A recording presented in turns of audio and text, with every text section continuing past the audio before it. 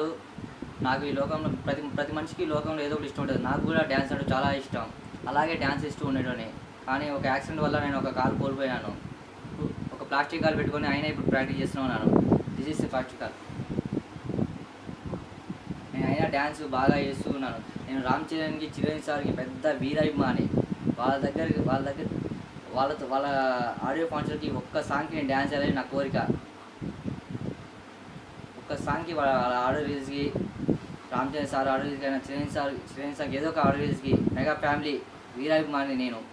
వాడు ఆడియో రిలీజ్కి ఒక్క సాంగ్కి డ్యాన్స్ చేయాలని నా కోరిక. ఈ వీడియోని నేను రామ్ చరణ్ సార్కి పెద్ద వీరాభిమాని. ఈ వీడియో రామ్ చరణ్ సార్ చూడాలని నేను ఎంతో ఆశిస్తున్నాను. చూసి